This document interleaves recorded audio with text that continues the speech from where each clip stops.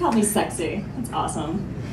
Yeah, I smoked a bowl on my way over to the show, and you know, like I love the functionality of drug paraphernalia. Like I have this bowl that was invented so that smoke won't blow on you if you're smoking while you're driving. Awesome. Fucking genius, right? What a great idea. Now I was like, well, why'd they stop there? Like, would have been really handy if, like, when I was 16 years old, smoking weed in my grandmother's attic, if I had like a bowl that turned into like an end table if it heard her coming. You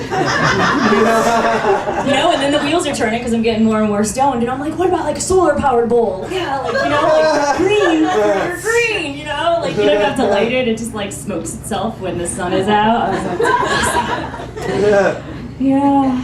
You ever get so high that you blow on food that isn't hot? You know? You gotta like look around and make sure nobody saw you. You're like, salad.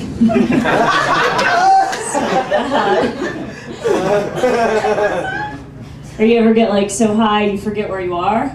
You know, you have thoughts like, God, I hope I'm in the bathroom right now. Because I know I'm peeing. I know that's happening. I'm hoping this isn't like an illusion, a drug-induced illusion, and I'm not gonna like open my eyes and be like, whoa, who are you? Fuck, I'm peeing myself. Must be Friday. Do you like to role play in bed? Nice, me too, right? Let me tell you something. Be fucking careful when you role play in bed. And not just because you might accidentally say the name of your ex, or you might accidentally like neigh like a horse, for example. No, be careful that you don't accidentally ask a question that there is just no sexy response to. For example, I was fucking my boyfriend and I said, what will you do if my parents walk in? So you can imagine the scenario, right? And I like watched the contemplation. I saw the thought process on his face as he thought about what he might do if my parents were to walk in at that moment. And then he said, well, I'll come all over them. Naturally. Then I'll jump out the window. I'm not sure how this helps her, but okay. Yeah, I don't care. I hear laughter and applause in a loop in my head, like constantly. I really don't care. I'm just happy that people are listening to me. I love grandparents, I love old people, but what is it with old people that when they call you and leave you a message, they think they're writing you a letter? You can't just be my grandparents. Like, hi Brenda, it's Nana. Just wanted to say I love you. Love, Nana.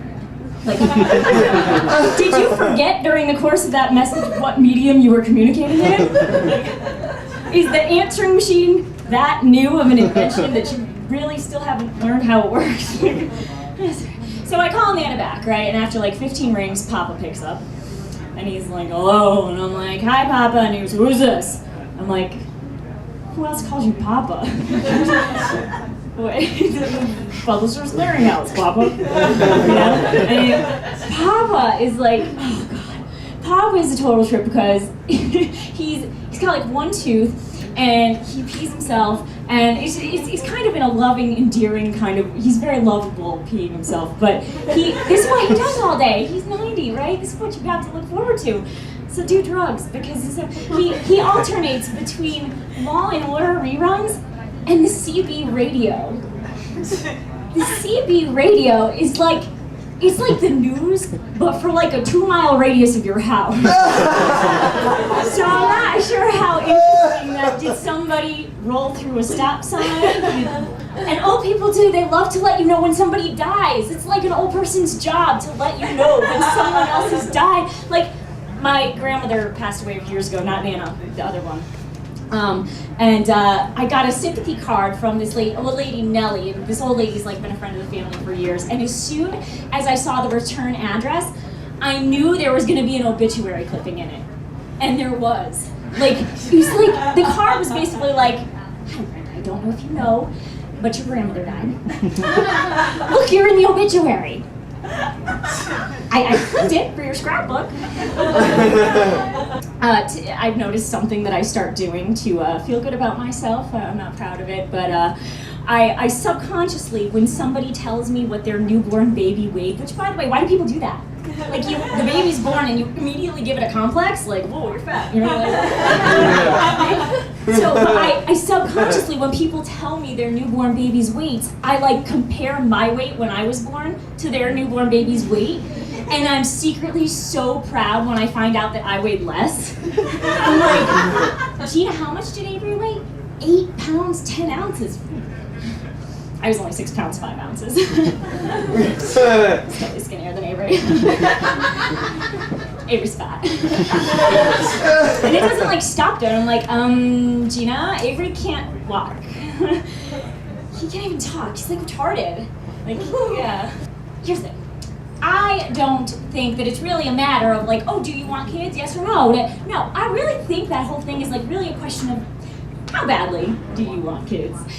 Because like I could really go for like hot fudge brownie sundae in like a goblet with like some cookie dough ice cream and like some hot fudge and peanut butter sauce and like a cherry and like a little bit of like chocolate chips and a few like miniature M&Ms.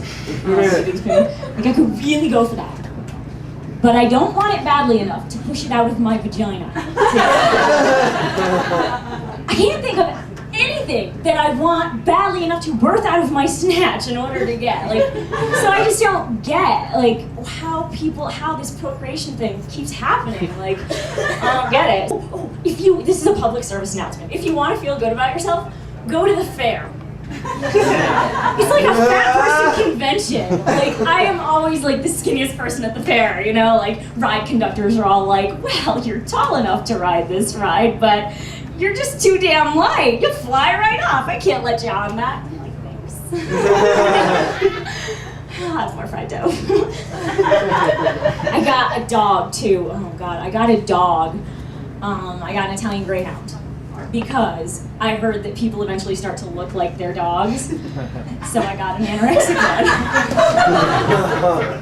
one. My dog, Nicole Richie. Do you want a treat? No, oh, me neither. So guys, I'm a waitress. I'm sure that's shocking to you as well. You're like, what? She's such a strong performer. But is anybody else a waitress, a server, a waiter? Anybody, are you? Where do you work? What? X-Spine, did you say? X-Spine, okay. Well, let me ask you a question. Why the fuck can't people read? Like, hi, gonna get you something to drink? Well, what do you have? I have all day to read the fucking menus. There's a menu, you know, there's a list of fucking beverages. Where do you go? That the choice of beverage is that vast. What do you want? It's a restaurant. So I can't say that.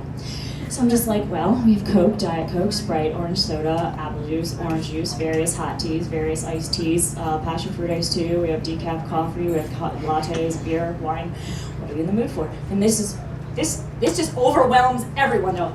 Like they've never been to a fucking restaurant before, so and they're just like, well, I guess I'll just have water. No ice. With a lemon, but I don't want like one of those slices of lemon. I'd like a wedge with no seeds to make that room temperature. Really, this is how this is gonna go. I can say that's great. Yay, love my job. It's great. Why do people do? I don't know if they do this to you, but all the time, I guess people try to guilt you into stealing them food. Like, could you just go get me a side of spaghetti? No, I can't just go into the kitchen and make you a side of spaghetti without raising a few eyebrows. Did you think about that before? I have to order the fucking food through the fucking computer, which automatically puts it on your bill. I'm not a magician, you stupid fuck. But I can't say that. So I've got very good at my job. Like, I know it doesn't seem like it, but I got much better at being a waitress when I started therapy. For real, like I had this customer who she could do nothing but complain. She was like, "Is the food supposed to take this long? It's supposed to be such a small salad. The soup is missing something." And I was like, "You mean like a happier childhood? Love and affection, maybe." You're right. We were totally out of that today. I'm sorry.